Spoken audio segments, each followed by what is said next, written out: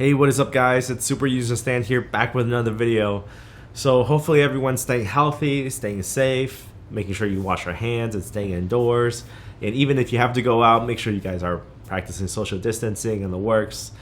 You know I've been cooped up in my house having to work from home for the last couple of weeks now, and I'm taking a break from work to shoot this video.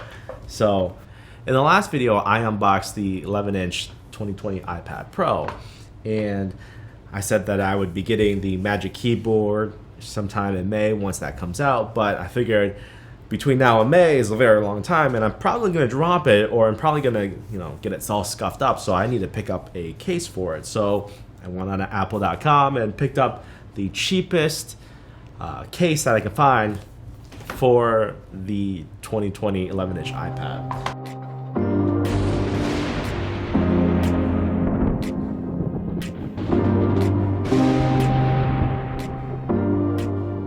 Now this case here is just a case. This does not have any of the keyboard functions and comes in at about $79.99 from Apple. And you can see here, or this is the case right here. This case is a very slim, simple case that Apple makes. You can see that it's made out of polyurethane and has a soft touch material on the inside. And you can see that it is very, very, very thin and light. One of the main selling points of this case is the fact that it is thin and light. And to install it on the case, you can see here, just snap it in and it's done and ready to go. Now, with the case installed, you see here, the case doesn't add any additional bulkiness to the entire iPad. And there's a lot of other cases out there that have either plastic backing or something that clips onto it, and that adds additional heft and weight. And although it does give additional protection on the corners and whatnot, you can see here this Smart Folio case does not give you protections on the corners. So if you were to drop it, you would probably still dent it and potentially crack the screen in the corner. So you do have to be careful. But for normal scuffs and wear, such as sliding it into a backpack and whatnot, this will protect the iPad.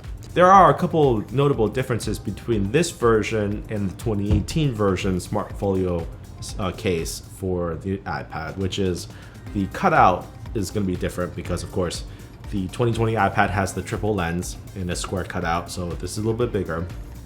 And the other thing is, you can see here the Apple logo has made a return on the case. Now, most of the 2018 Smart Keyboard and the Smart Folio cases, they basically don't have any Apple logo on the back right here, as you can see. Usage of the Smart Folio case is very easy. The magnet is lightly sprung, and what you'll find is this is very, very flexible.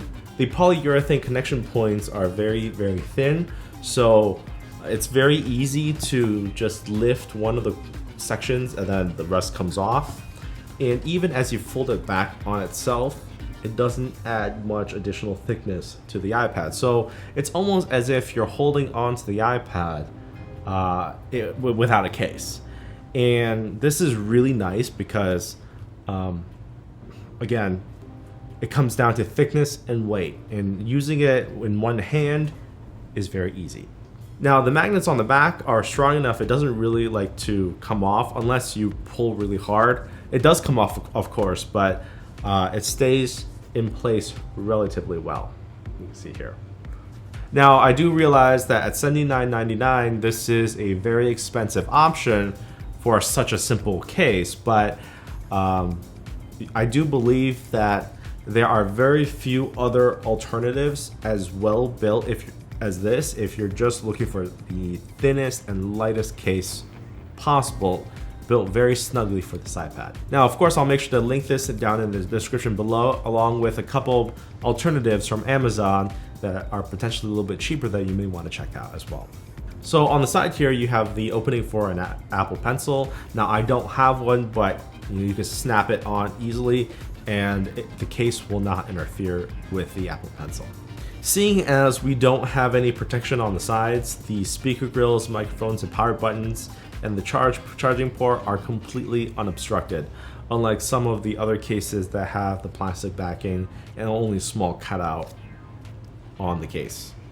Now, taking a look at the case itself, when you put it side by side with a Smart keyboard, this right here is the 2018 Smart Keyboard Folio case for the 12.9-inch iPad. You can see here how much thinner it is compared to the keyboard.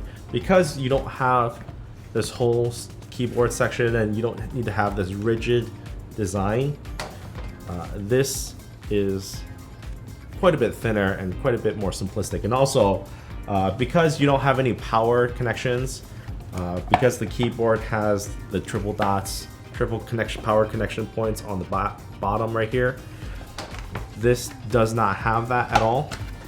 So you basically have just completely blank soft touch material. Because the connecting point between the two is very, very soft and flappy, you can see here it can fold in on itself and can be completely flat, which is really nice. Since the very first Smart Folio cases or the Smart cover cases, you can fold the cover in on itself with a magnet and lay it down and have keyboard access and type really comfortably, or you can rotate it 180 degrees and have it stand upright and either watch a video or do things more vertically. Now, the case is pretty stable. You can push it; it really won't fall over. I'm really bouncing this thing back and forth, pushing it really hard, and it's still relatively stable. So the design is basically as good as ever. So if you're looking for the most minimalistic case for your iPad Pro, this is probably your best bet. It doesn't have any of the flares for where you can clip your pencil on the back, or it doesn't have any additional flaps or additional leather or additional plastic. This is as simple as it gets, but I think it's very well executed in the design. It is thin, it is light, it is purely utilitarian. So if you're in the market, I would definitely check this out. Anyway, that was just a quick look at the Smart Folio case for the 2020 iPad Pros. Make sure to subscribe if you want to see the Magic Keyboard on this iPad once it comes out. I'm going to make sure to pick that up and take a look at that as well. Anyway, I'll see you in the next one.